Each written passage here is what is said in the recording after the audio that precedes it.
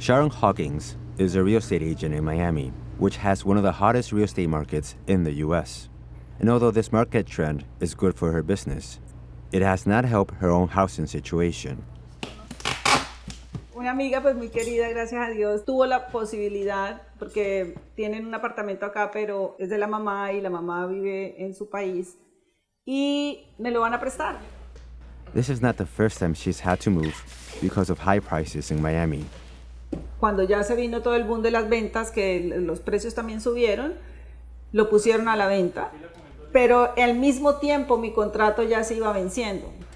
Entonces todavía no lo habían vendido, pero me subieron la renta, o sea, me avisaron que de a partir de la fecha nueva del contrato, mi nuevo precio iba a ser $4,000. And now, the apartment she found for $3,000 a month less than a year ago is being sold, and she was asked to leave. Mira, ¿qué pasa cuando tú recibes una noticia de esas? O sea, ¿qué pasa? O sea, se te mueve tu vida, ¿sí? The pandemic changed how and where people live, and across the country, many moved to cities where they could get more square footage, like Miami.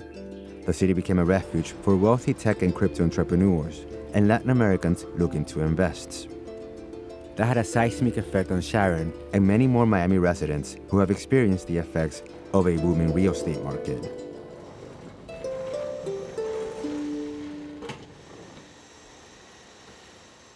In the past 2 years, the city has topped the list of the highest rent hikes in the country.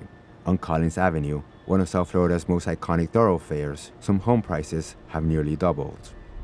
Miami now faces a housing crisis, one where renters and owners are often unable to live where they work. We have a nationwide affordability crisis, but nowhere worse than in Miami-Dade County.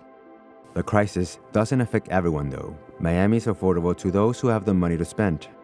$1 million can get you more square footage than in Paris, Geneva, London, and Hong Kong, at least for now. So you're entering the house on Palm Island. Jill Hertzberg, a native of Miami, specializes in the sale of luxury real estate in South Florida and sees this trend as more than a temporary bubble. I mean, people are calling us Tech City, and finance is coming here, banking is coming here, major food groups are coming here, and it's different from before, because before in like 2005, 6, and 7, they had money and they were coming here, but they were still working there. This house at 30 Palm Avenue in Miami Beach is being offered at $43 million and belongs to an investor from South America. Wealthy Latin Americans and Miami have a long history. And what's beautiful, what people really, really like, is that what you want to see right away is the Miami lifestyle, the view, the air, the space, the water. Political and economic change across Latin America has encouraged many to move their money to South Florida, a region they see as a safe haven to invest and move their money.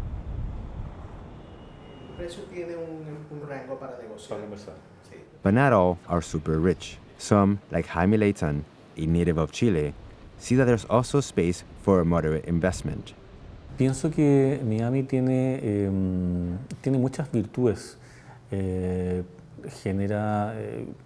tranquilidad, genera paz, estar al lado del mar. Pero tienes sombra, te sientas aquí, te tomas un trago, estás muy relajado y puedes disfrutar de esto un día de verano espectacular. Empezaron a llegar noticias a Chile de que Miami era una buena plaza desde el punto de vista de inversión, y en ese contexto mucha gente está mirando a Miami. Jaime has been touring apartments in Miami Beach with the idea to offer it later as a short rental option on platforms like Airbnb. He says his budget is around $800,000 to $900,000. Under Florida state law, rent control is banned, and there are no limits on how much landlords can raise rents. In the US, only a handful of states and cities have legislation curbing rents. The rest leave it up to market trends. That made rents in South Florida go up by almost 58%, the biggest spike in the country, according to Realtor.com.